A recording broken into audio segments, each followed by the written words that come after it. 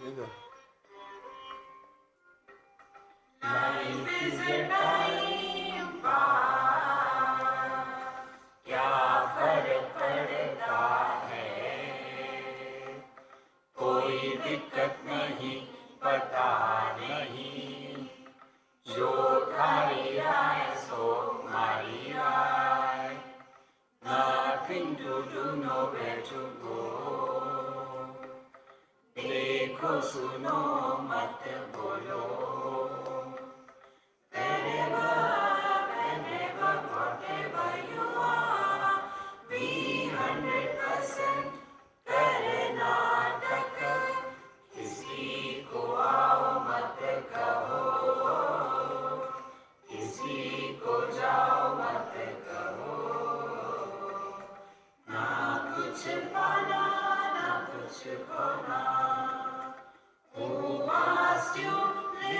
zero complete level, मौज में रहो, be happy. श्री कृष्णा श्री कृष्णा श्री कृष्णा श्री कृष्णा। गुरुर्ब्रह्मा गुरुर्विष्णु गुरुर्देवो महेश्वरः, गुरु साक्षात् परं ब्रह्म तस्मै श्री गुरवे नमः। तस्मै श्री गुरवे नमः। इस सत्र में हम लोग मुंडकोपनिषद का अध्ययन करेंगे। अध्ययन दो प्रकार से होता है। एक तो हम इसको एक एक शब्द को फाड़ फाड़ करके उसके व्याकरण को समझने का प्रयत्न करेंगे और बड़े ज्ञानी पंडित हो जाएंगे। एरुडिशन और स्कॉलरशिप, ताकि सामने वाला आदमी घबरा जाए, अरे बाप रे ये कठिन है यार, अपने बस की बात। दूसरा प्रकार है, इसका अध्ययन करके हमको ये समझ में आ जाए, अरे ये इतना आसान है, हम तो कर सकते हैं। नहीं तो व्यक्ति इसी में फंस जाता है। हमको कई बार प्रश्न पूछते हैं लोग, जैसे योग वशिष्ठ का प्रसंग में, ये जिसने लिखा है वो कौन है? अरे मैं नहीं हूं। अब क्या फर्क पड़ता है किसने लिखा है? क्या लिखा है उसका प्रभाव अपने जीवन में क्या है, ये फर्क पड़ता है। तो बढ़िया आम है तो खा जाओ ना। नहीं, कौन से कंपनी का है, कहाँ से आया है, इसके ऊपर में गुजरात का न्यूज़पेपर है तो गुजरात से आया है क्या? अरे राम राम। इसीलिए हमको आ जाओ, जो मर्जी है करो। और मैं थोड़ी अपनी भी आवाज़ बढ़ा दूँ क्या? इसीलिए हम लोग इसका अध्ययन ऐसा करेंगे कि हमको इसमें अपने आप को मिटा देना है। अध्यात्म का तात्पर्य, हम मिट गए, हमको नहीं बचना है। जिनको इस जगत में कुछ चाहिए उनको सब मिलेगा, जिनको जगत में कुछ भी नहीं चाहिए उनको परमात्मा मिलेगा। अब आप लोग जो चाहिए ले लो। दोनों विद्याओं का विषय इस उपनिषद में है, अपरा विद्या और परा विद्या। तो यह उपनिषद जो है अथर्ववेद में आता है। आप सबको पता है, ज्ञान के 4-5 अधिकृत ग्रंथ है। सबसे मूर्धन्य ग्रंथ है वेद, चारों वेद।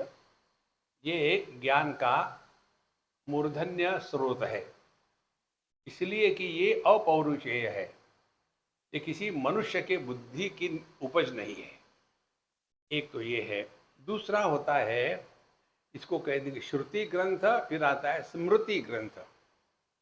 स्मृति ग्रंथों में भी 18 स्मृतियाँ हैं। नारद स्मृति, आपस्तंभ स्मृति, मनुस्मृति एटसेट्रा, हरित स्मृति।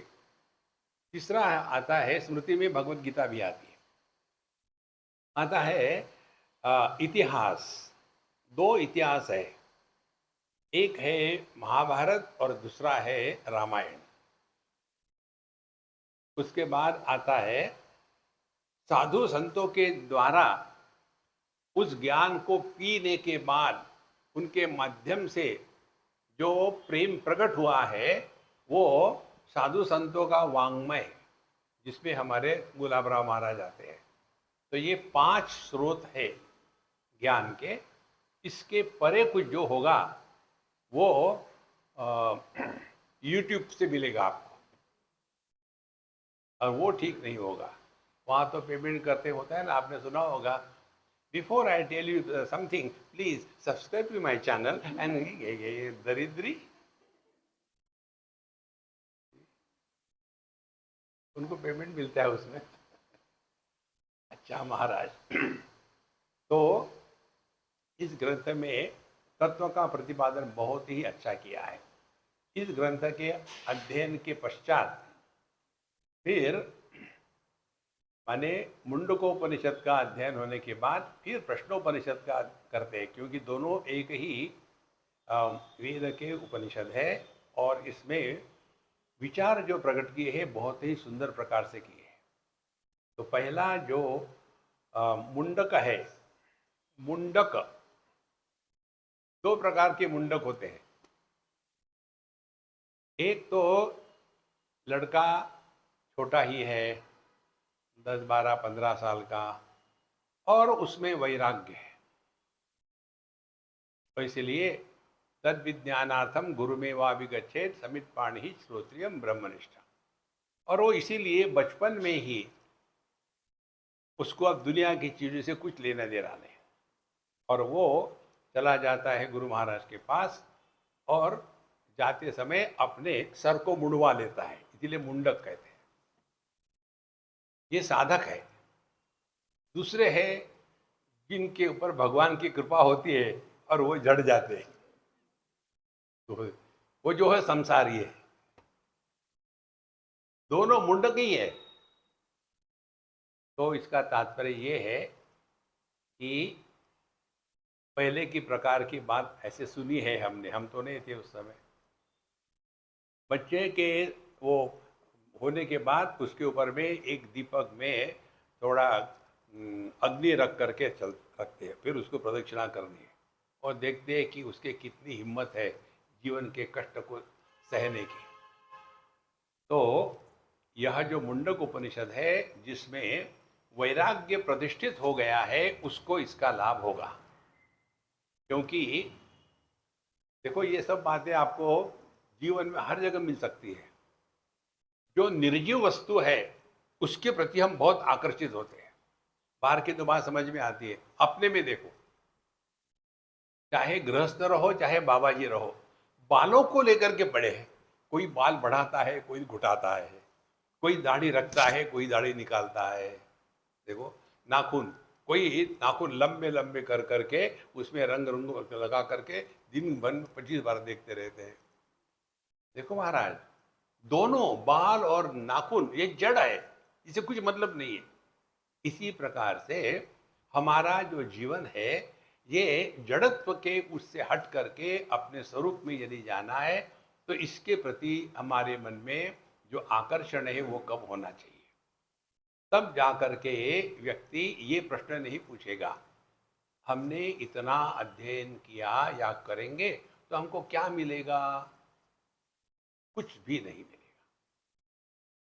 अपने जीवन के हर एक अनुभूति से सीखना यह आध्यात्मिक साधना है। अब कौन सा अनुभव जो सबके लिए है, डेमोन्स्ट्रेट मत करना। सोने का, हम सोते हैं, तुमको क्या मिलता है? कुछ नहीं मिलता। ऑन द कॉन्ट्ररी हम सबका त्याग ही तो करते जाते हैं। और यदि किसी को नींद नहीं आ रही हो तो कितना परेशान होता है व्यक्ति। कारण न कर्मणा न प्रजया धनी न त्यागे नहीं के अमृतत्व मानस। त्याग का जो आनंद है उसका एक उदाहरण हम आपको देते हैं। एक हमारे मित्र ये उदाहरण हमने दिया है कई बार। बूढ़े हैं 80-85 साल के, अब पता नहीं कहाँ है, तो हमको कहते हैं कि स्वामी जी आपके लिए नई खबर। मैंने क्या खबर है? बोले उन्होंने सिगरेट पीना छोड़ दिया। कोई सी खास बात है? बोले क्यों? हमने कहा हमने तो कभी पी नहीं सिगरेट। बोले फिर आपको क्या समझ में आएगा, हमने 60 साल सिगरेट पी है और अब छोड़ दी, हम बहुत खुश हैं। हमने कहा ठीक है, अब मुझे सीखना है। ये ध्यान से समझ लेना, हर चीज में हम सीख सकते हैं। साधक जो सीखता है वो साधक है। तो हमको सीखना है। क्या सीखेंगे? आपने इतने सालों तक सिगरेट फूकी, तो आपको जितना खुशी आनंद मिला, समझो वो है 1। और अभी आपने सिगरेट पीना छोड़ दिया, अभी भी आप खुश हो। हाँ, अब ये आनंद उस 1 के बराबर में कितना है? बोले 1000 गुना। तात्पर्य क्या है? भोग से ज्यादा त्याग का आनंद होता है। केवल समझना है, करना कुछ नहीं। देखो महाराज, जिस दिन हमारे हृदय में यह त्याग की भावना जागृत हो जाती है, फिर योग रतो वा भोग रतो वा संग रतो वा संग विहीना यस्य ब्रह्मणि रमते चित्तम नंदति नंदति नंदति। फिर सबके साथ रहे सब कुछ, लेकिन कहीं फंसे नहीं। तो ऐसा जो साधक है उसके लिए यह उपनिषद है।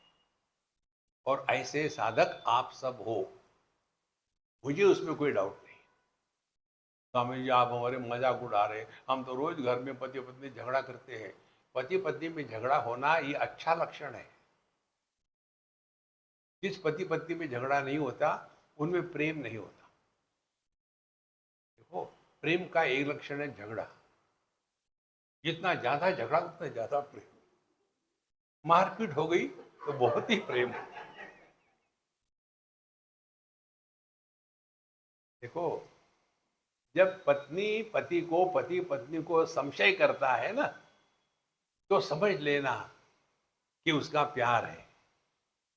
नहीं तो ठीक है, तुम ले चले जाओ, हम लोग एक जगह हमने सुना, एक पति पत्नी थे। बोले हम हफ्ते में एक दिन अकेले जाते हैं, कोई साथ में नहीं होता। कैसे? कौन सा दिन? और मेरा है शनिचर, इसका है मंगल। दोनों अकेले, तो हफ्ते में 2 दिन मिलते। इसीलिए अकेले रहो महाराज, उसमें सब कुछ आ जाता है। इसके पश्चात अब हम लोग इसका अध्ययन करेंगे, तो थोड़े हल्के फुल्के हो जाओ। बिल्कुल भारी मत रखना दिमाग को। समझ में नहीं आया तो कुछ फर्क नहीं पड़ता, क्योंकि समझ में आने से क्या फर्क पड़ा है? जो बदलता है वो सत्य नहीं। यदि आपको ये लगेगा कि अब मैं बदल रहा हूं, अभी आप प्रकृति में हो। प्रकृति में विकृति स्वाभाविक है। हमको प्रकृति के विकृति से प्रभावित नहीं होना, ये अपना स्वरूप है। देखो, इसीलिए समझ में आया तो ठीक है, नहीं आया तो कोई बात नहीं। अब हमारे बाद आप दोहराओ, हो सके तो, नहीं तो हो ढिलाओ। ओम भद्रम कर्णेभिः शृणुयाम देवाः,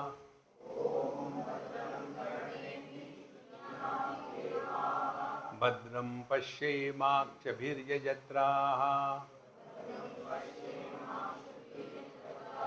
स्थिरैरङ्गैस्तुष्टुवागंसस्तनूभिः, व्यशेम देवहितं यदायुः। ओम शांति शांति शांति।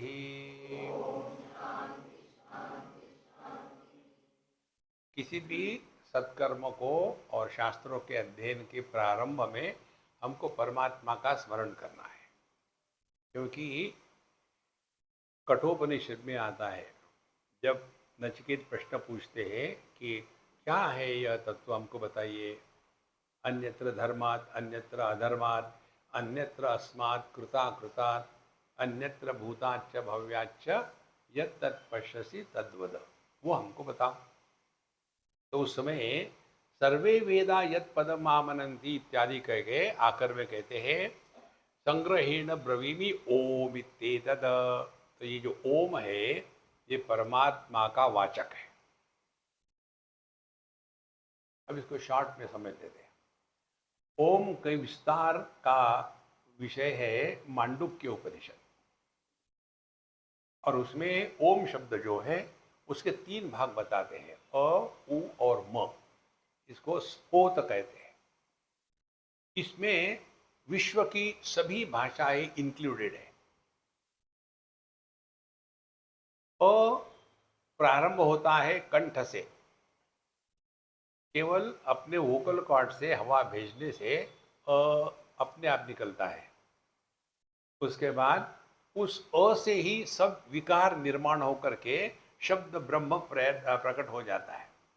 इसीलिए अक्षराणाम अकारोस्मि भगवान जब कहते भगवद गीता के 10वें अध्याय में, अक्षरों में मैं अकार हूँ, माने इस अकार के विकार को ही सृष्टि कहा गया है। तो ऊ जब कहोगे तो मुंह का चंबू मत बनाओ और अपनी जिह्वा को हिलाओ मत और कह के देखो ऊ कह सकते क्या? You can not. ऊ और शब्द का अंत होता है म में, प फ ब भ म, लेबियल्स। तो ओस्टेज जिसको कहते हैं। तो जो हमारे 2 होठ है वो जब चिपक जाते हैं तो ये अंतिम है। तो पूरी की पूरी जो भाषा है, जितना ज्ञान है, वो सब का सब इस ओम में उपलब्ध है। इसीलिए परमात्मा क्या है? ओम। यदि हमने कहा ओम, अब मुंह मत खोलो, अपने आप बोलना बंद हो जाएगा। अपना महामंत्र क्या है? देखो सुनो मत बोलो। इसीलिए ओम। परमात्मा आनंद स्वरूप है, और उस आनंद स्वरूप परमात्मा का स्मरण करने से हम भी उस प्रसन्नता में प्रवेश कर जाते हैं। इसीलिए ओम। अब भगवान से क्या प्रार्थना करते हैं? भद्रम कर्णे शृणुयाम देवाः। हे भगवान, हम अपने कानों के द्वारा भद्रम पवित्र अच्छी बातें सुने। अब हमारे कानों में क्या जाएगा ये तो हमारे हाथ में नहीं है। किसी ने आपको कहा कि तुम गधे हो, अब तो क्या करें? 2 उपाय है। उसने गधा कहा तो लात मारो, बोले गधे लात ही मारते हैं।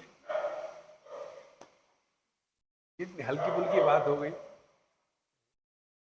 और दूसरा उसका अर्थ है, कोई कुछ भी कहे उसका सकारात्मक अर्थ निकालो, नकारात्मक ना निकालो। देखो, किसी ने हमको कुछ कह दिया तो गुस्सा आता है, नहीं, साधना यही है। देखो, भगवान कृष्ण को कितनी गालियां पड़ी थी मालूम है ना? 1 2 3 नहीं, 100 गालियां। जब उसका कोटा पूरा हो गया तो हो गया काम, आज निकल जा, ओके, रिलैक्स। भद्रम कर्णे भी शृणुयाम देवा। भगवान कृष्ण ने अर्जुन को प्रथम अध्याय में बताया कि तुमको अपने रिश्तेदारों से झगड़ा करना है, मारना है। कान से सुना तो मन में विक्षेप आ गए, फ्रस्ट्रेट हो गया और भगवान को सिखाने लग गया। भगवान ने जो कुछ बोलना था बोल दिया। यदि अर्जुन के मन में भ्रांति नहीं आती तो भगवत गीता पैदा ही नहीं होती। तो हर बुराई के पीछे एक अच्छाई छिपी होती है। इसीलिए भद्रम करने भी शृणुयाम देवा, हर चीज में से अच्छा ठीक अर्थ निकालो और अपने मन के शांति को नष्ट ना होने दो। पहली बात। भद्रम पश्ये माक्षभिर्यजत्राः, और हम अपने आंखों के द्वारा सब में अच्छाई देखें। देखो, एक श्लोक आता है सुभाषित में, वह कहते हैं, ऐसा एक भी वनस्पति नहीं है कि जिसमें एकाध तो भी औषधि का गुण ना हो। ऐसा एक भी व्यक्ति नहीं है कि जिसमें एकाध भी सद्गुण ना हो। देखो, लेकिन उस अच्छाई को देखने के लिए जो व्यक्ति चाहिए उसकी कमी है। देखो, इसीलिए भद्रम पश्ये माक्षभिर्यजत्राः, हर में अच्छा ही देखने का अभ्यास करें। इन दोनों को कर लो इकट्ठा। जगत क्या है? अस्ति भांति प्रिय, नाम रूप। तो जो पहले जो तीन है, अस्ति भांति प्रिय, ये परमात्मा है, ये सुवर्ण है। नाम रूप, ये आभूषण है। तो नाम रूपात्मक जगत। तो नाम रूप हमारे जीवन में कैसे आते हैं? नाम आता है कानों के द्वारा, रूप आता है आंखों के द्वारा। तो यदि हमको इस दुनिया में रहना है तो ये दो जो हमारे गेटवे है, इनको बंद करना है। कैसे बंद करना है? आंखें बंद करके चले नहीं, फिर देखो सुनो मत बोलो। ये बहुत बड़ी साधना है महाराज, बहुत बड़ी साधना है। एक बार व्यक्ति को आदत लग जाती है ना, हर चीज को लेकर के कमेंट करना, बताना, पूछना, इसी से संसार निर्माण हो जाता है। तो ये दो प्रार्थना हो गई। अब स्थिरई अंग तुष्टवागम सस्तनु भी, मैं अपने सभी अंग को हमेशा स्थिर और अच्छी तरह से ताकतवर रखूं। इसलिए झगड़ा करने के लिए नहीं। देव हितम यदायु, मैं अपना पूरा जीवन सत्कर्मों में लगाऊं। माने स्वस्थ रहना, ये हमारी साधना है। देखो, जो आदमी बीमार होता है वो सबके लिए परेशान होता है। इसीलिए धीरे धीरे धीरे धीरे ये बातें समझ में आती है। और जैसी उम्र बढ़ती है ना, अब आप लोगों को अच्छा लगे ना लगे, मुझे क्या फर्क पड़ता है। जैसी उम्र बढ़ती है वैसे स्त्री जो है वो शक्तिशाली और कॉन्फिडेंट हो जाती है, और पुरुष जो है वो एकदम पात्र हो जाते हैं। जिनको पता है ना मराठी, पात्र माने उसका पर्यायवाची शब्द नहीं है। देखो महाराज, इसीलिए अपने आप को मस्त रखो महाराज, ज़्यादा सीरियस मत बनो, किसी से सेवा मत लो, किसी को काम न बताओ। जैसे जैसे उम्र बढ़ती है ना, तो जिंदगी भर तो पत्नी से सेवा करवाई, और जब बुढ़ापे में पत्नी चली जाती है तो फिर अब मैं क्या करूं, कैसे करूं? इंडिपेंडेंट रहना सीखो, तब जा करके हम अध्यात्म में प्रवेश कर रहे हैं। फिर ओम शांति शांति शांति, तीन शांतियां तीन देहों के लिए है। पहली शांति स्थूल देह के लिए, अपने स्वास्थ्य को ठीक से देखना, दवाई दारू लेना, ये आध्यात्मिक साधना है। कई लोगों को ये भ्रांति होती है, नहीं हम तो दवाई लेते नहीं। देखो, तो पहली शांति शरीर को स्वस्थ रखो, दूसरी शांति मन को स्वस्थ रखो, सूक्ष्म देह। मन को स्वस्थ रखने का एक उपाय आपको बता दें, केवल इतना देख लेना अंदर ही, जिसको जिसको हमने महत्व दिया है वही हमारे दुख का कारण है। एक महावाक्य है ये, जिसको हमने महत्व दिया है वही दुख का कारण है। यदि कहीं एक्सीडेंट हो गया और कोई लड़का गिर गया जोर से, हमने सुना, फिर हम फिलॉसफर बनते। आजकल ये बच्चे लोग जो है ना, ऐसे जोर से चलाते हैं मोटरसाइकिल, ऐसा तो होना ही था, मानते तो है नहीं किसी की। नहीं, हम आपके लड़के की बात करें, अच्छा मेरे लड़के की बात करें, सब सिनेमा गायब हो गया। देखो, ये सिद्धांत समझ लो, जहां आप दुखी हुए, समझ लेना आपने किसी को अनावश्यक महत्व दिया है। अर्जुन के दुख का कारण युद्ध नहीं था, मेरे दादाजी, मेरे गुरु, यही था। इसीलिए किसी को पकड़ के मत रखो, बिल्कुल अपने आप में शांत प्रसन्न रहो। अब ये कैसा पता चले कि हम किससे आसक्त है? जिसके बारे में सबसे ज्यादा विचार आते हैं उसके बारे में। तो दूसरी शांति, कहीं चिपको मत, मस्त रहो, चुस्त रहो, स्वस्थ रहो, व्यस्त रहो। तीसरी शांति है कारण देह की। कारण देह माने अज्ञान, अज्ञान माने अपूर्ण ज्ञान। ये तीनों की शांति होनी है। इसमें आएगा आगे जाकर के कि भिद्यते हृदय ग्रंथि छिद्यन्ते सर्व संशयाः क्षीयन्ते चास्य कर्माणि तस्मिन् दृष्टे परावरे। तो जो हृदय ग्रंथि है उसकी ये बातें है तीन शांति। पहली है भिद्यते हृदय ग्रंथि माने अज्ञान, उसके कारण कामना, अविद्या काम, और काम के कारण कर्म। ये तीन बातें जो है अविद्या काम कर्म, इसी को कहते हैं हृदय ग्रंथि। उसकी शांति हो जाए, ये इस मंत्र का तात्पर्य है। आगे कहते हैं दूसरा मंत्र, स्वस्ति न इंद्रो वृद्धश्रवाः स्वस्ति न पूषा विश्ववेदाः स्वस्ति नस्तार्क्ष्यो अरिष्टनेमिः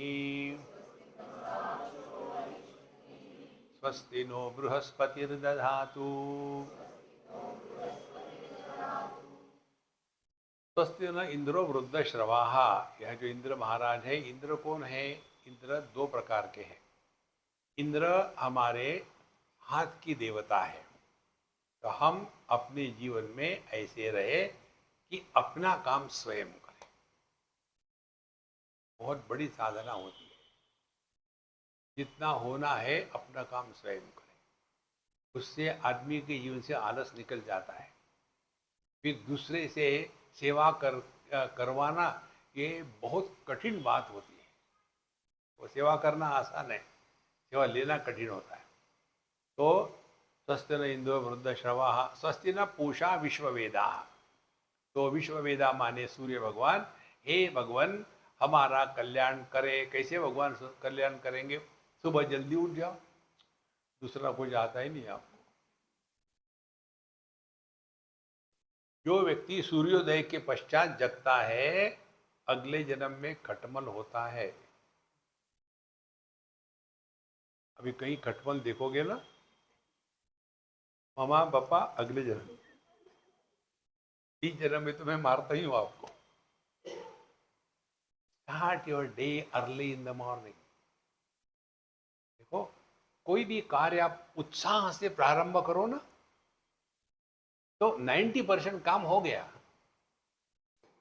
नॉर्मली क्या होता है, प्रथमाग्रासे मक्षिका पाता, यार कैसे होगा, क्या होगा, तो कभी नहीं होगा। शुरू हो जाओ। हम लोगों की परेशानी क्या है? पुराना एम्बेसडर का चक्कर। पता नहीं आप लोगों ने देखा कि नहीं देखा, हैंडल लगाते थे, कुर्र कुर्र कुर्र। शुरू हो गया तो ड्राइवर दौड़ के आता था, हैंडल रख दिया, फिर कर, नहीं तो फिर बंद हो जाए। वैसी हमारी स्थिति है। Start your day fresh in the morning, एकदम फर्क पड़ता है जीवन में।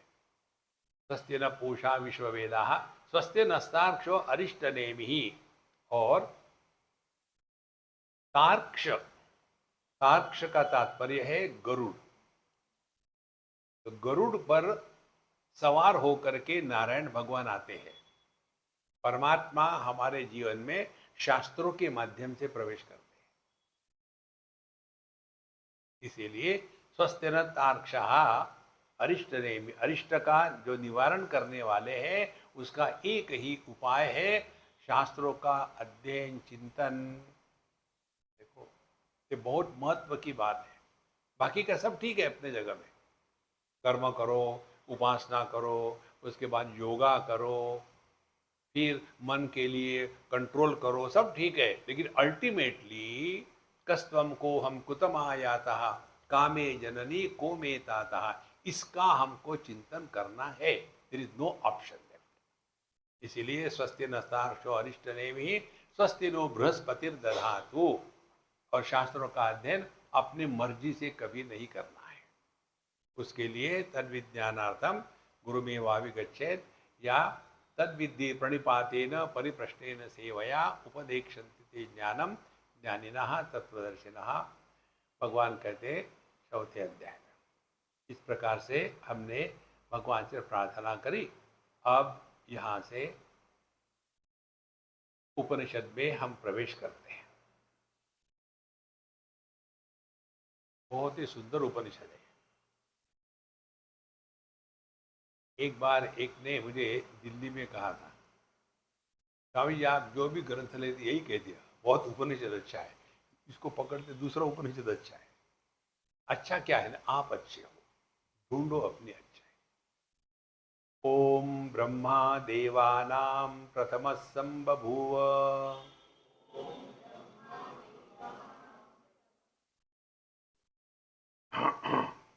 ओम ब्रह्मा देवानां प्रथमः संबभूव।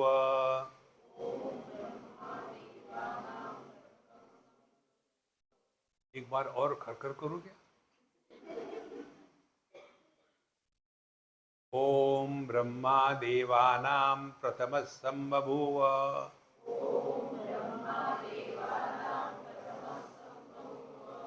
हो गया ना बड़ा आवाज। विश्वस्य कर्ता भुवनस्य गोप्ता स ब्रह्म विद्यां सर्व विद्या प्रतिष्ठाम्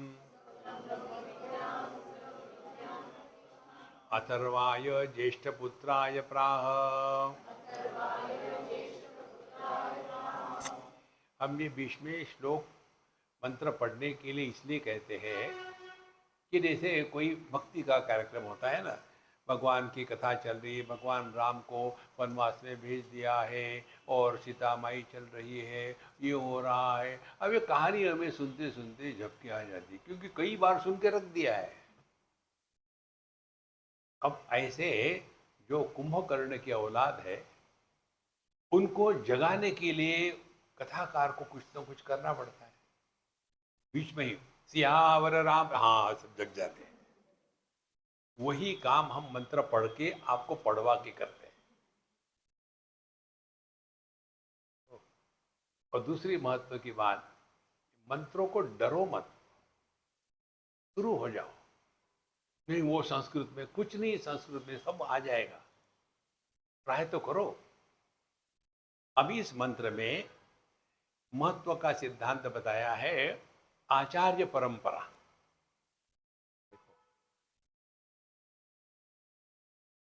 सदाशिव समारंभां शंकराचार्य मध्यमाम् अस्मदाचार्य पर्यंतां वंदे गुरु परंपराम्। नारद भक्ति सूत्र में भी यही कहते हैं, भक्तिम व्याख्यास्यामः। हम अब भक्ति की व्याख्या करेंगे। हम माने कौन? गुरु परंपरा। और यह ज्ञान कैसा है? भगवान ने दिया, फिर उन्होंने आचार्य को दिया, ऐसे फ्री में आया है। तो ब्रह्म ज्ञान पैसा कमाने का माध्यम नहीं है, ये सबके लिए फ्री है। तो एक तो ये अर्थ है। दूसरा इसका अर्थ ये है कि यह अपौरुषेय है, माने किसी व्यक्ति ने नहीं बताया। तो कहते हैं ओम माने परमात्मा, ब्रह्मा देवानां प्रथम संबभूव। अब यहाँ थोड़ा सूक्ष्म विचार है, ध्यान से सुनो। एक ही परमात्मा, जिसको वेदांत में ब्रह्म कहते हैं, योग में परमात्मा कहते हैं और भक्ति में भगवान कहते हैं, तत्व एक ही है। तो यह जो ब्रह्म परमात्मा या भगवान है, यह निर्गुण निराकार, सगुण निराकार और सगुण साकार। निर्गुण निराकार माने जो शब्दों के परे है। फिर वही परमात्मा अपनी शक्ति को जागृत करके वह सगुण निराकार हो जाता है, सबका नियंत्रण करता इत्यादि, लेकिन उसका कोई आकार नहीं। और वही परमात्मा फिर अवतरित होकर के सगुण साकार हो जाता है, फिर वो बन जाता है राम कृष्ण इत्यादि। तो एक ही परमात्मा। अब ये जो सृष्टि में समष्टि में बताया आपको, अब यही हमको व्यष्टि में समझना है। ओ, समष्टि और व्यष्टि अलग अलग नहीं होती। समष्टि है सुवर्ण, व्यष्टि है आभूषण। क्या आभूषण सुवर्ण से अलग होकर के रह सकते हैं? इसी प्रकार से हम भी समष्टि से अलग होकर के नहीं रह सकते। समष्टि क्या है? एक है। पृथ्वी एक है, जल एक है, अग्नि एक है, वायु एक है, आकाश एक। जब तक हमारा संबंध इस समष्टि के साथ नहीं होता, तब तक के हमारी स्थिति असंभव है। एक छोटा सा उदाहरण, समष्टि आकाश, समष्टि हवा, वायु, और व्यष्टि हवा हमारे सांस। अब एक्सपेरिमेंट करने के लिए समष्टि वायु के साथ व्यष्टि वायु, हमारे अंदर का जो हवा है, इसका संबंध तोड़ दो कुंभक करके। कितने समय के लिए? आधा घंटा। उससे क्या होगा? अगला प्रश्न नहीं आएगा। देखो, तो समष्टि और व्यष्टि ये अलग होकर के नहीं रह सकते। तो जैसे निर्गुण निराकार परमात्मा अपनी माया शक्ति को धारण करता है, तो उसको ईश्वर कहा जाता है। जो ईश्वर है वही हमारा आनंदमय कोश है, कारण शरीर है। स्थूल शरीर को तो हम समझ सकते हैं कि हाथ पैर है, सूक्ष्म देह को भी समझ सकते हैं कि इसमें व्याप्त है। कारण शरीर जो अज्ञान है, उसका कौन सा आकार है? अज्ञान का कोई आकार नहीं होता। और बात बताऊं, ज्ञान का भी कोई आकार नहीं होता। यह परमात्मा एकमेवाद्वितीय नेह नानास्ति किंचन, यह जो परमात्मा है वो अपनी शक्ति को जागृत किया, तो उसको कहेंगे ईश्वर समष्टि के लिए, और व्यष्टि के लिए उसको कहेंगे कारण शरीर में जो है उसको कहेंगे प्राज्ञ। मानी ईश्वर समष्टि का और व्यष्टि का प्राज्ञ एक है। एक ही तत्व ने समष्टि की उपाधि ले ली तो वो बन गया ईश्वर, व्यष्टि की उपाधि ले ली बन गया प्राज्ञ। एक ही आदमी पिता की उपाधि धारण करता है तो पुत्र, वही आदमी पत्नी की उपाधि को धारण करता है तो पति, वही आदमी फिर पुत्र की उपाधि को धारण करता है तो वो बन गए पिता। तो क्या एक आदमी तीन बने? दुखी कौन होते? ये तीन बेवकूफ। जो नहीं है वो दुखी होते हैं, आप उनको कैसे सुधारोगे?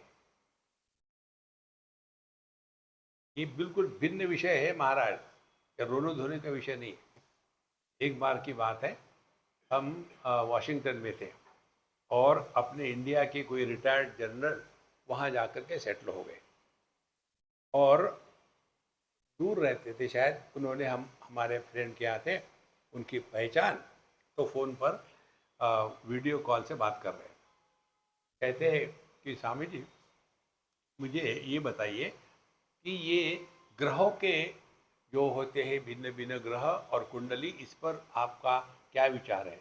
हमने कहा देखो ये विषय मैंने कभी पढ़ा नहीं, तो उस पर बोलने का मुझे अधिकार नहीं।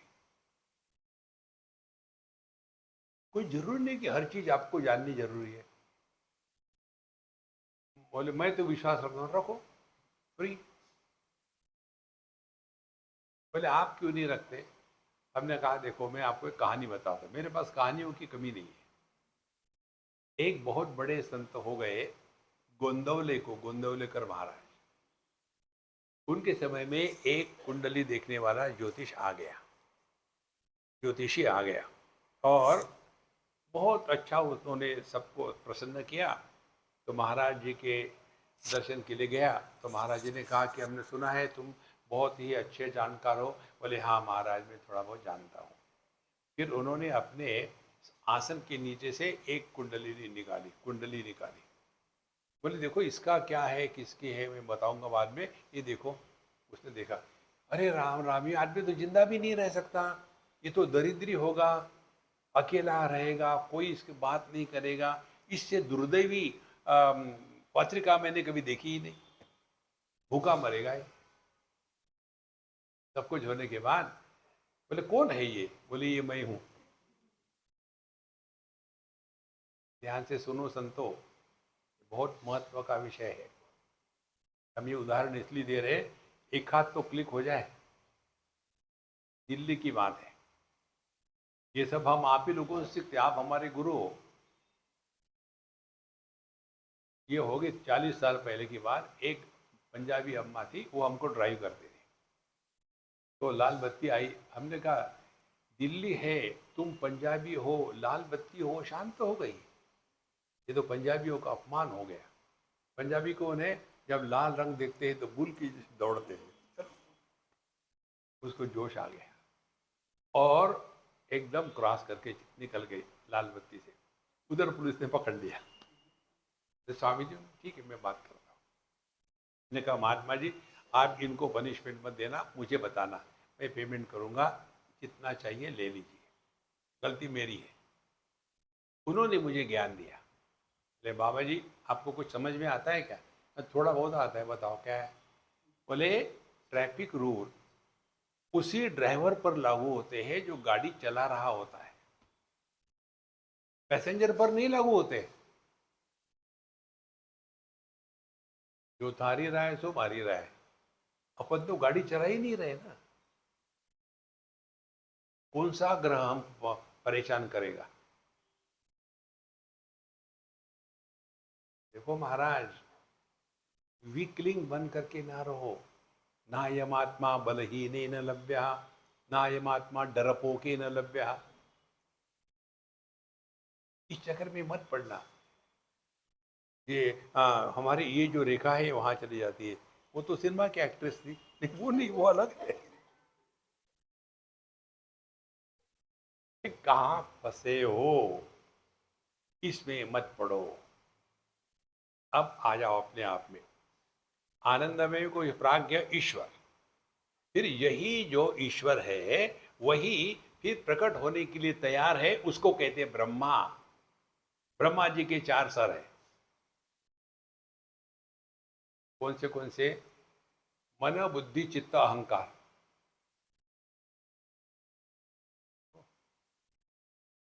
हमारे भी 4 सिर है, मन बुद्धि चित्त अहंकार। तो जो समष्टि का ब्रह्मा जी है वो व्यष्टि का सूक्ष्म देह है। ईश्वर कुछ निर्माण नहीं करता। ईश्वर कैसा है? अव्यक्त है। तो, और इस अव्यक्त से ही सब कुछ बाहर आता है। इसको एक उदाहरण से समझ लो। चना ले लो आप, सूखा हुआ, पिछले साल का, इतना कड़क होगा कि चबाओ तो दांत बाहर आ जाएंगे। और वो जो चने की स्थिति है वो ईश्वर है। फिर उसको रात भर पानी में रखो तो फूल गया। अब उसमें जो निहित पौधा है वो प्रकट होने के लिए तैयार है, लेकिन प्रकट नहीं हुआ, तैयार है। तो यह जो स्थिति है वो है सूक्ष्म देह, वो है ब्रह्मा जी। देखो, और उस ब्रह्मा जी ने ये सब जगत निर्माण किया। फिर क्या है? सूक्ष्म देह, चेतना प्रधान, मन अभी अव्यक्त है, लेकिन मन को प्रकट करने की सब तैयारी हो गई है। फिर उस चेतना से निकलता है मन, मन से निकलती है प्राण, मन से निकलती है इंद्रिय, इंद्रियों से निकलते हैं विषय।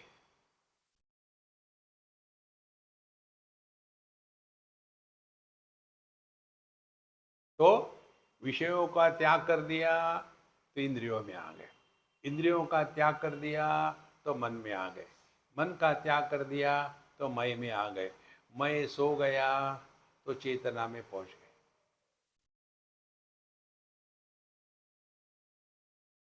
यही साधना है। बाकी सब ठीक है अपनी जगह पे। तो ये बात यहाँ बताते हैं। ओम परमात्मा ब्रह्मा सूक्ष्म देह देवानां प्रथम संबभूव। सूक्ष्म देह में सभी के सभी देव माने इंद्रिय, ज्ञानेन्द्रिय कर्मेंद्रिय प्रथम संबभूव। वो इन इंद्रियों के प्रकट होने के पहले ब्रह्मा जी सूक्ष्म देह अव्यक्त रूप में था। फिर इसी ये क्या है, विश्वस्य कर्ता, ये संपूर्ण विश्व का निर्माण करने वाला है। देखो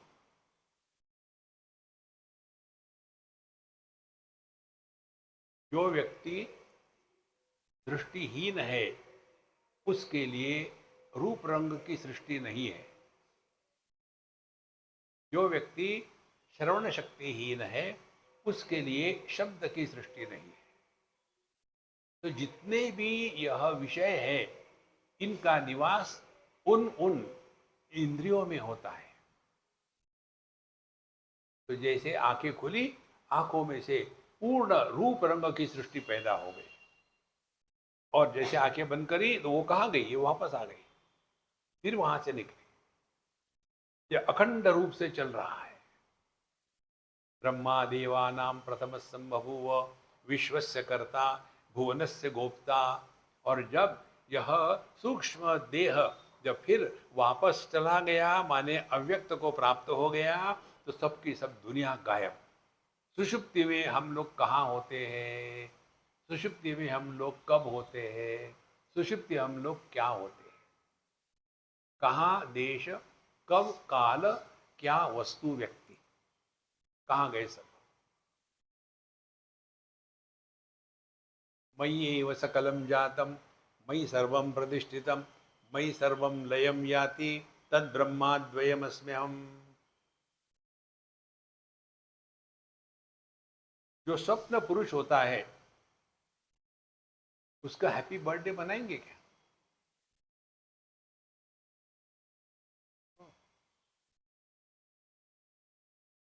क्योंकि हर सपने में एक नया स्वप्न पुरुष होता है। उसी प्रकार से हर जागृत अवस्था में रोज नया फ्रेश जागृत पुरुष होता है। विश्वस्य कर्ता भुवनस्य गोप्ता। स ऐसा जो ब्रह्मा जी है, ऐसा जो सूक्ष्म देह है, स ब्रह्म विद्याम सर्व विद्याम प्रतिष्ठाम। उसने यह जो ब्रह्म विद्या सभी विद्या की प्रतिष्ठा है, अथर्वाय ज्येष्ठ पुत्राय प्राह। उस ब्रह्मा जी ने यह ब्रह्म विद्या अपना ज्येष्ठ पुत्र जो था अथर्व, थर्व माने थर थर कांपने वाला, डाउटफुल, कंफ्यूज, अथर्व स्टडी। पता नहीं, मैं ट्राई तो कर रहा हूं, मुझे होगा कि नहीं। Don't begin with A negative note. इसीलिए अथर्वाय, जब तक कि हम कमिटमेंट नहीं में होती ना, तब तक जीवन में कुछ प्राप्त नहीं होता।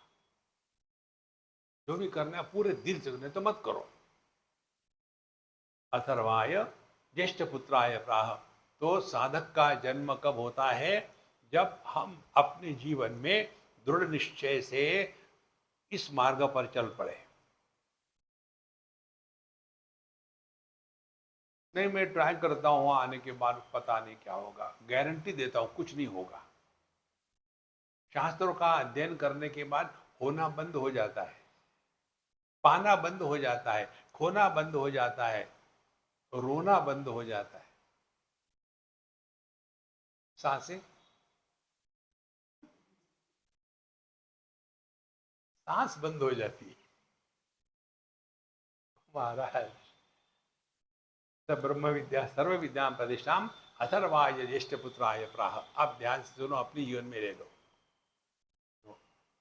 हम यदि अपने जीवन में झांक के देखें तो हमारे जीवन में अध्यात्म वेदांत के प्रति आकर्षण और सभी सुविधा हमारे प्रयत्न से नहीं आती। अवधूत गीता का प्रथम श्लोक है ये। वहां कहते हैं, ईश्वरानुग्रहातेव पुंसाम अद्वैत वासना महद भय परित्राणाद विप्राणाम उपजायते। ईश्वर के अनुग्रह से ही हमारे जीवन में सत्संग आता है। देखो हमको कितने लोग कहाँ कहाँ मिलते हैं और कहते हैं स्वामी जी हमको तो नहीं लगता कि आप पर आए हो, क्योंकि हम आपको रोज सुनते हैं यूट्यूब पर। हाँ मैं भी देख रहा था उस दिन कौन है ये, देखो। बोले उसके बाद फिर हम आपको छोड़ते ही नहीं। तो कहीं हमने जाके कहा था कि तू मुझे सुनो, नहीं, ये तो ईश्वर के अनुग्रह से हमारे जीवन में सत्संग का प्रारंभ होता है। ईश्वर अनुग्रह है, यही बात है। ओम ब्रह्मा देवानाम प्रथम संभव। और फिर जो अग्नि थी वो गीली थी, अब सुखी हो गई, और उसके बाद हमारे जीवन में सत्संग आ गया, ब्रह्मा जी आ गए। फिर धीरे धीरे आत्मचिंतन में, अध्ययन में रस आने लग जाता है, और फिर पता चलता है ब्रह्म विद्या सर्व विद्या प्रतिष्ठा। फिर सभी शास्त्रों का जो निचोड़ है वो ब्रह्म विद्या है। ध्यान से सुनना, दो प्रकार की विद्याएं हैं। एक प्रकार की विद्या प्रकृति प्रधान है, दूसरी विद्या जो है वो परमात्मा या पुरुष प्रधान है। प्रकृति प्रधान विद्या में व्यक्ति में प्रकृति को नियंत्रण में ला करके अनेक शक्तियां प्रकट होने लग जाती है, सिद्धियां जिसको कहते हैं। हमारे ज्ञानेश्वर महाराज अमृतानुभव में कहते हैं कि जैसे बाहर के जगत में सफलता, पैसा, नाम इत्यादि ये प्रतिबंध है अध्यात्म के मार्ग पर चलने के लिए, इसी प्रकार से आंतरिक जो हमारी यात्रा है उसमें ये जो सिद्धियां है ये प्रतिबंध है। देखो वो तो बड़े योगी थे, उनमें सब सिद्धियां थी। देखो जो भैंस के मुख से वेद बुलवा सकते हैं, जो मिट्टी के दीवार को चला सकते हैं, क्या उनमें सिद्धियों की कमी थी? उन्होंने कभी किसी को भी योग का उपदेश नहीं किया। सबके लिए हरिमुखे मणा, हरिमुखे मणा। देखो संतो, इस चक्कर में मत पड़ना। नाथ संप्रदाय के थे वो, नाथ संप्रदाय हो या योग सिद्ध मार्ग हो, ये 1 to 1 होता है, भीड़ भाड़ में नहीं होता ये। देखो जहां भीड़ भड़क है, हरिमुखे बड़ा हरिमुखे, मौज में रहो, झंझट खल्लास। ये तो सबके सब हूँ आहूँ हूँ आ गया, ये सब पागलपन है, इसमें मत जाना। इसमें आप अपने आप को बर्बाद कर लोगे, उसमें फिर कंपटीशन होती है।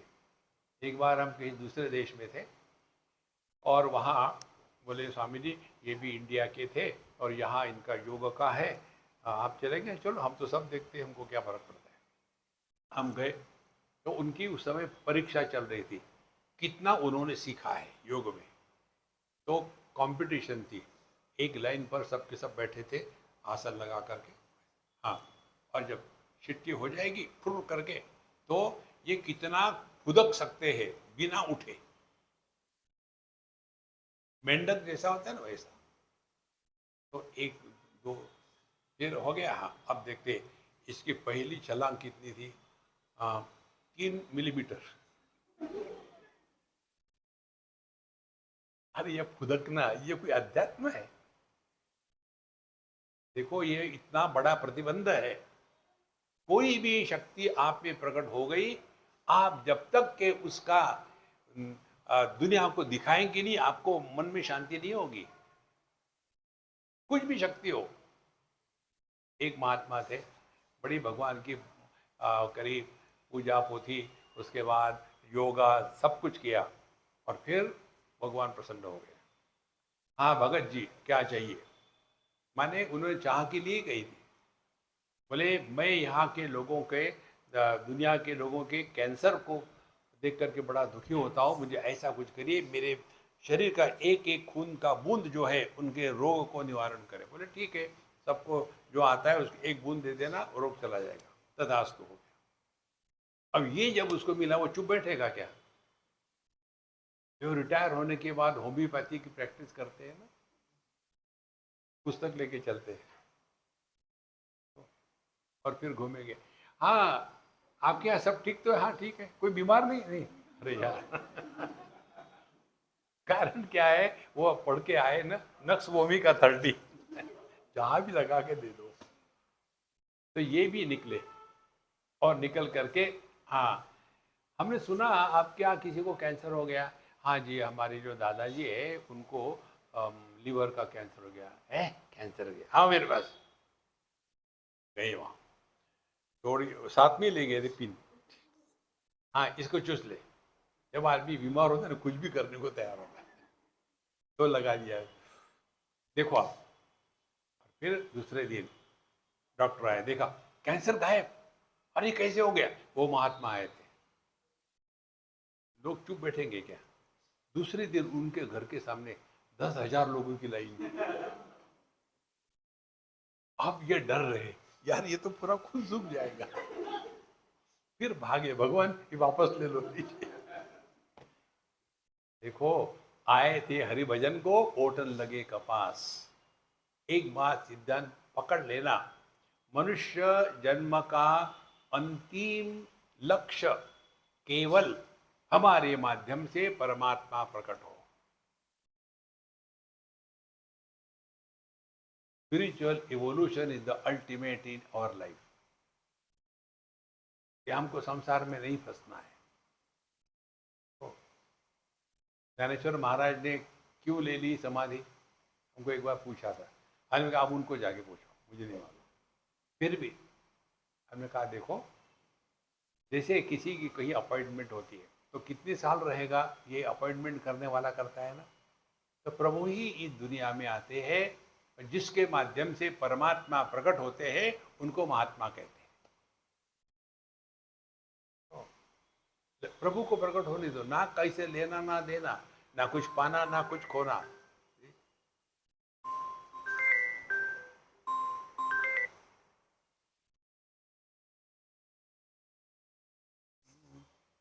इसलिए ब्रह्मा देवानां प्रथम संबभूव विश्वस्य कर्ता भुवनस्य गोप्ता सब्रह्म विद्यां सर्व विद्यां प्रतिष्ठा अथर्वाय ज्येष्ठ पुत्राय प्राह। अब हम ज्येष्ठ पुत्र है परमात्मा के, ब्रह्मा जी के। माने अब हमारे मन में ये एक भी संदेह नहीं है कि हमको इसी जन्म में हमारे माध्यम से परमात्मा प्रकट हो। कैसे होगे? ना कुछ पाना ना कुछ खोना, living at zero complaint level.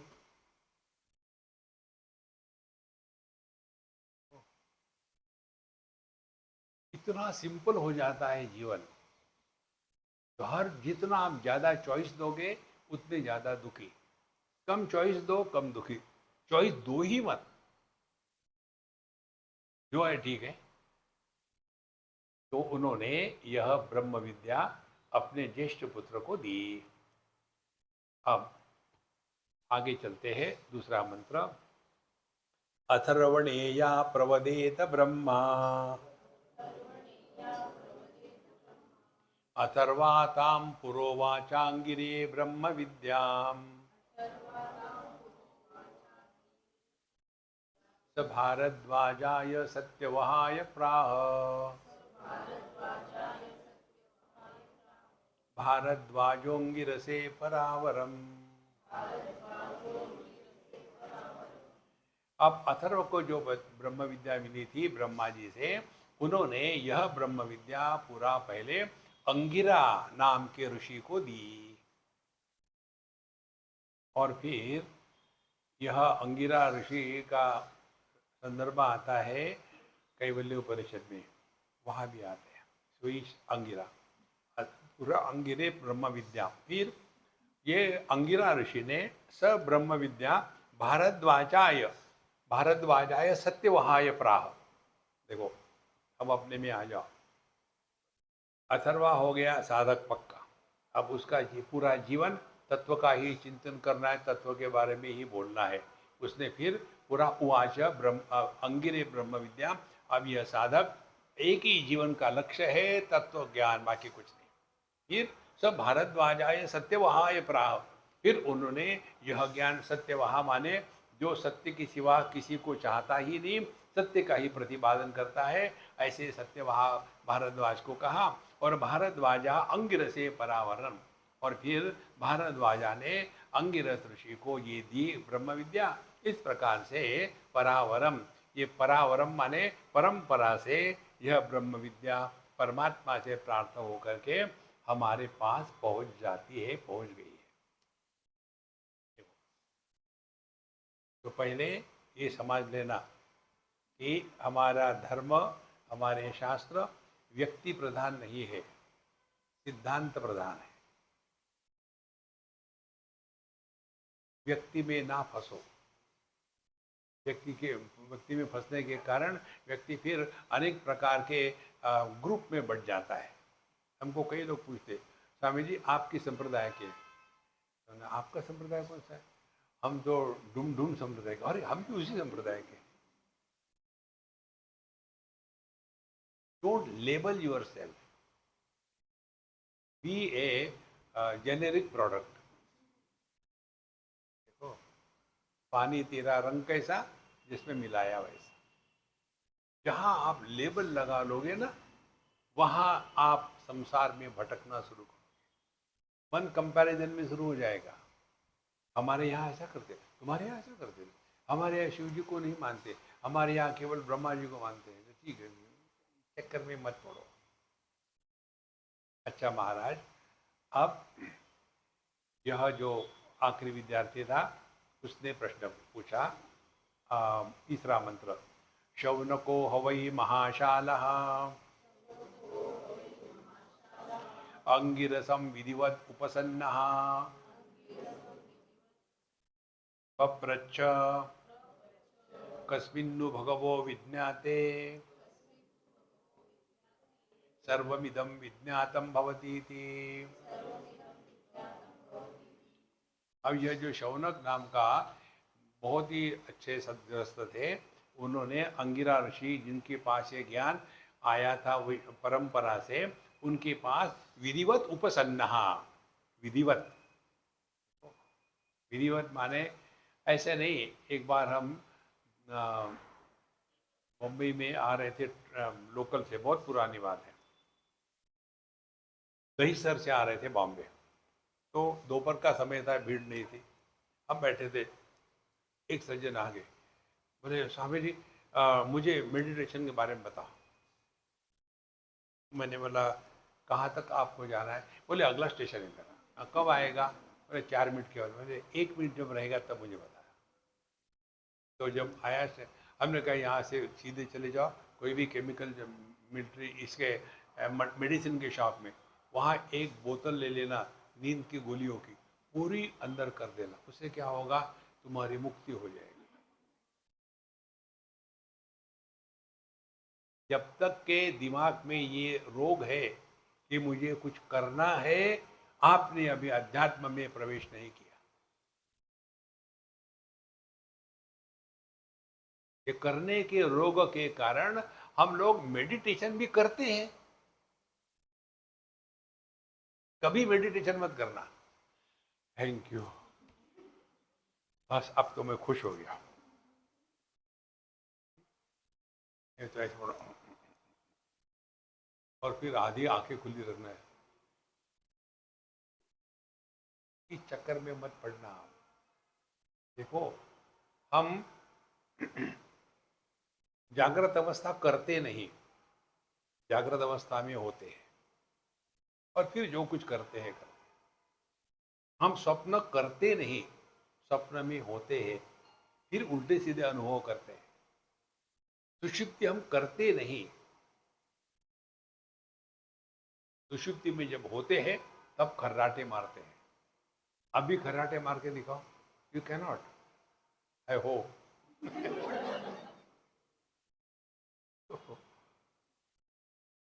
जब जागृत अवस्था करते नहीं, स्वप्नावस्था करते नहीं, सुषुप्ति अवस्था करते नहीं, तो ध्यानावस्था क्यों करनी है? और ध्यान से सुनना, जागृत अवस्था केवल जागृत अवस्था में ही सीमित है, स्वप्नावस्था स्वप्न में ही सीमित है, सुषुप्ति सुषुप्ति में सीमित है, लेकिन ध्यानावस्था सब में व्याप्त है।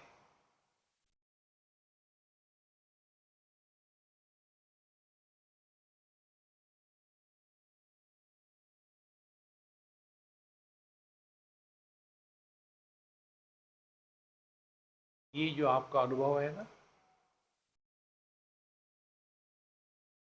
ये अनुभव ज्ञानेश्वर महाराज का था।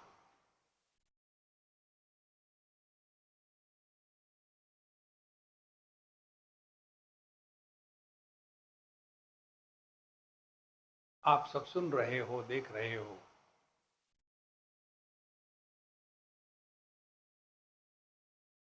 लेकिन सुनने वाला, देखने वाला पैदा नहीं हुआ। देखो, सुनो, मत बोलो। यह स्थिति 24 घंटे में 24 घंटे रहती है।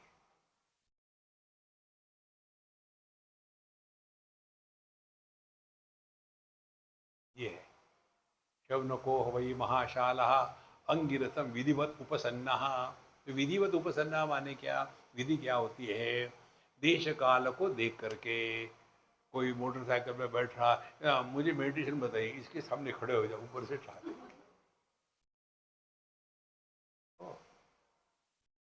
विधिवत, विधिवत माने क्या? स्पष्टता होनी। इसीलिए पप्रच्छ, पप्रच्छ माने स्पष्ट से पूछा। What I mean, what I mean, what I mean, you mean nothing. देखो, स्पष्टता होनी चाहिए। फिर उन्होंने प्रश्न पूछा, क्या? कस्मिन्नु भगवो विज्ञाते सर्वमिदं विज्ञातम भवति इति। हे भगवान, देखो, गुरु को भगवान कहा है। हे भगवान, जिसके प्रति हमारे मन में आदर होता है, उसी से हम कुछ वस्तु ग्रहण करते हैं। आप लोगों ने देखा होगा अपने बचपन में, जिस टीचर के प्रति हमारे मन में आदर नहीं होता, वो विषय ही हमको अच्छा नहीं लगता। इसीलिए जहां भी हम सत्संग में जाते हैं, तो पहले जो भी महात्मा हो, उनके प्रति भगवत बुद्धि होना आवश्यक है, नहीं तो मत जाओ वहां।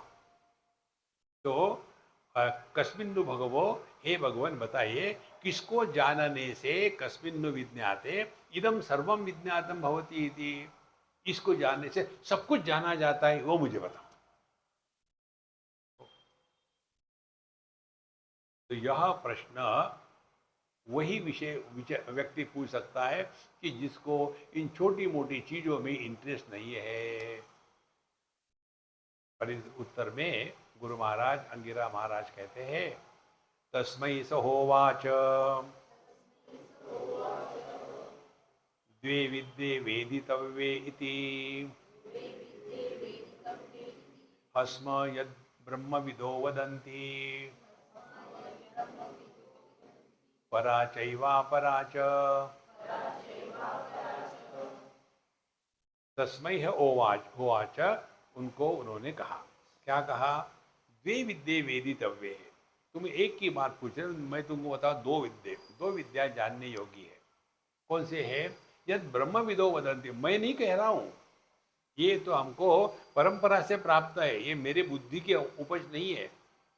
देखो, हमारे श्री कृष्ण जन्मभूमि में एक महात्मा रहते थे, सुदर्शन चक्र उनका नाम था। तो उनका ये नाम किसी महात्मा ने दिया था, उनका नाम कोई दूसरा ही था। तो उन्होंने काफ़ी पुस्तकें लिखी, अच्छी अच्छी। उनके पुस्तकों पर अंदर में वो अपने आप ही पब्लिश करते थे, किसी पब्लिशर के पास शायद नहीं जाते थे। तो उसके अंदर में लिखा होता, पब्लिशर को तो लिखना पड़ता है, पैसे का चक्कर है, वहाँ लिखा होता है, इस पुस्तक का कोई भी अंश कोई भी व्यक्ति किसी भी कार्य के लिए फ्री में ले सकता है, क्योंकि मैंने लिखा ही नहीं। देखो कितनी बड़ी बात है। इसीलिए दोनों विद्या मैं बताऊंगा आपको। और यद ब्रह्म विदो वदंती, ये साधु संतों ने, शास्त्रों ने बताई है। कौन सी दो विद्या है? परा चैवा पराच, परा विद्या और अपरा विद्या। माने अपरा विद्या वो है जो त्यागनी है, परा विद्या जो है वो ग्रहण करनी है। जैसे आप गए सिगरेट की दुकान में और सिगरेट खरीदी, तो आप उस पर पढ़ोगे कि ऑथेंटिक है कि गड़बड़ी वाला है, चाइनीज तो नहीं है। चाइनीज सिगरेट में शायद वहाँ कोई खटमल हो, मच्छर हो, कुछ हो, पता नहीं। देख लेते, हाँ ठीक है, इंडिया की है, उस पर लिखा हुआ है e cigarette smoking is injurious to health, फिर ठीक है 4 पैकेट और दे दो। माने जो पढ़ा है उसका कोई प्रभाव ही नहीं। इसीलिए ये जो दुनिया की बातें हैं ये आप पढ़ो करो, लेकिन ये स्पष्ट समझ लो यहाँ से आपको जिस कार्य के लिए निकल पड़े वो नहीं मिलेगा, संसार में फंसे रहोगे। और पराविद्या वो है जिसके द्वारा हम अपने जीवन को परिपूर्ण कृतकृत्य कर लेते हैं। इसके पश्चात अपराविद्या क्या है ये बताएंगे, फिर पराविद्या भी बताएंगे। कब तक है भाई डॉक्टर लेक्चर? ये हो गया क्या टाइम? नींद तो नहीं आ रही ना? तो और एक आध मंत्र पढ़ लेते। तत्रा परा ऋग्वेदो यजुर्वेदः सामवेदो अथर्ववेदः शिक्षा कल्पो व्याकरणम् निरुक्तं छंदो ज्योतिषमिति अथ परा यया तत् अक्षरम अधिगम्यते। तत्र अपरा, पहले अपरा विद्या बताते हैं। अपरा विद्या इसलिए बताते हैं कि इससे हमको अपने आप को बचाना है। किससे बचाना है वो बताते हैं। कहते हैं ऋग्वेद यजुर्वेद सामवेद अथर्ववेद चारों वेद अपर विद्या में आते हैं। देखिए वेदों के जो भाग है उसमें पहले मंत्र भाग है, फिर ब्राह्मण भाग है, उसमें कर्म कांड है, ये करने से ये होगा, ये अश्वमेध यज्ञ करो इत्यादि इत्यादि। ये सब द्वैत में कैसा रहना है, इसको सबको एक शब्द में कहे तो धर्मशास्त्र। तो यह अपर विद्या माने जगत में कैसे रहना है ये बताते हैं। और उसके साथ शिक्षा कल्प व्याकरण निरुक्तम छंदम ज्योतिषमिति, ये जो इनको कहते हैं वेदों के 6 अंग षडांग कहते हैं।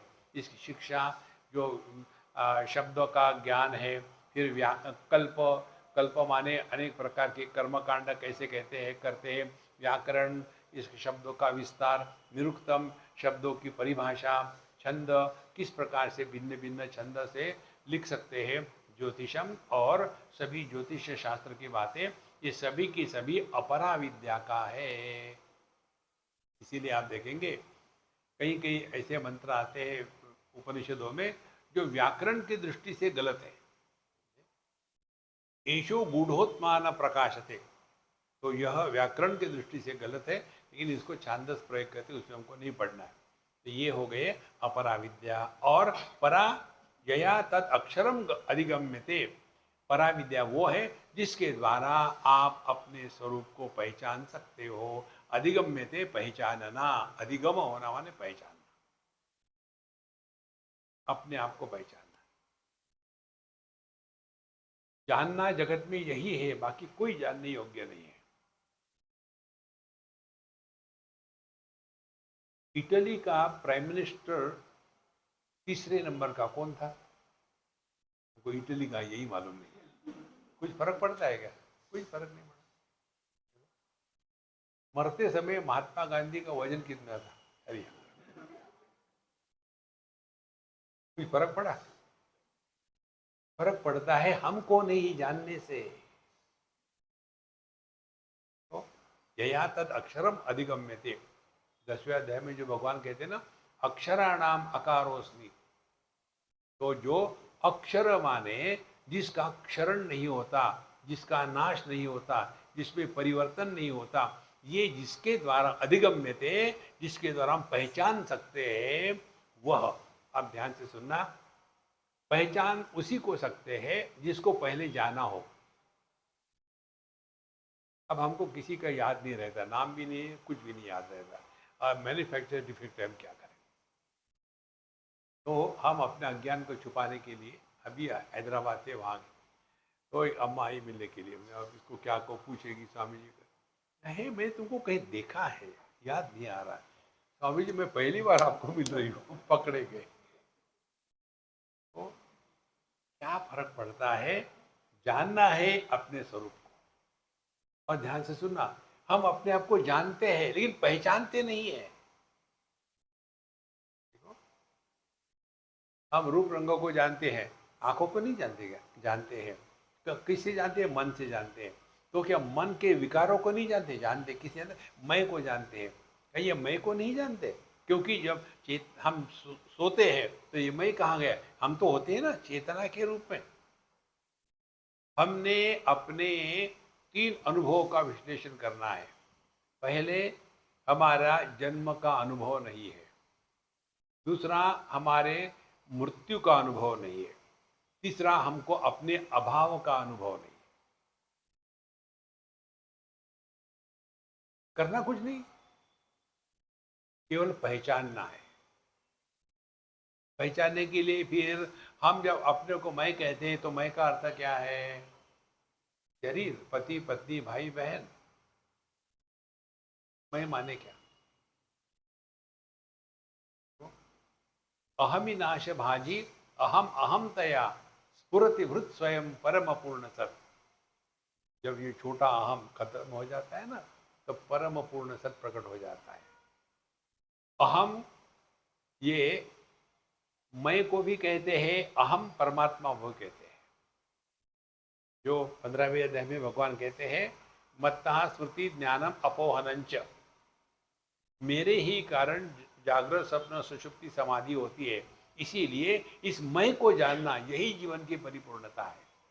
इसीलिए यहाँ कहते हैं अधिगम्यते। हमको अपने मैं को पहचानने के लिए जो शास्त्र उपदेश करते हैं उसको कहते हैं पराविद्या। मैं को जानना, बाकी का कोई मतलब नहीं। देखो, तद अक्षरम अधिगम्यते।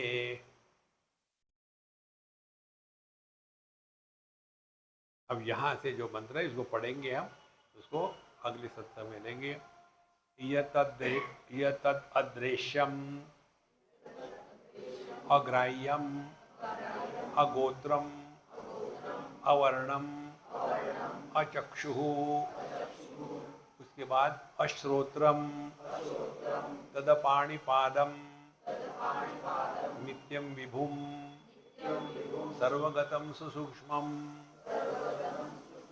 तद अव्ययम यद्भूत योनिम परिपश्यन्ति धीराः। यत्तद् अदृश्यम, जो दृश्य के रूप में ग्रहण नहीं हो सकता। फिर अग्राह्यम, ये जैसे हम हाथ से किसी वस्तु को पकड़ सकते हैं, तो माने जहां ज्ञानेन्द्रिय का प्रवेश नहीं है, कर्मेंद्रिय का प्रवेश नहीं है। अगोत्रम, इसका कोई गोत्र नहीं है, माने इसका कोई मूल नहीं है। जैसे कोई कहते हैं हम भारद्वाज गोत्र के हैं, तो हमारे फैमिली का जो मूल पुरुष है वो भारद्वाज था। अगोत्रम, जिसका कोई मूल नहीं है। अवर्णम, इसमें कोई किसी भी प्रकार का ब्राह्मण क्षत्रिय वैश्य शूद्र पशु पक्षी इत्यादि वर्ण नहीं है। अचक्षु श्रोत्रम, किसी प्रकार के ज्ञानेन्द्रिय इत्यादि नहीं। तदपाणिपादम, किसी प्रकार के कर्मेंद्रिय इत्यादि नहीं है। ऐसा जो तत्व है नित्यम, हमेशा ज्यों का त्यों, विभुम, जो सब कुछ बना है। विविधम भवती इति विभुम, सब वही बना है, एक ही सब कुछ बना है। सर्वगतम, सब में व्याप्त है। सुसूक्ष्मम, सूक्ष्मता से भी सूक्ष्म है। और तत् अव्ययम, इस पे कोई परिवर्तन आज तक कभी आया नहीं। यत् तद्भूत योनिम, यही से संपूर्ण विश्व का प्रकटीकरण हुआ है। धीराः परिपश्यन्ति, ये है यया तत् अक्षरम अधिगम्यते। ये अपना सब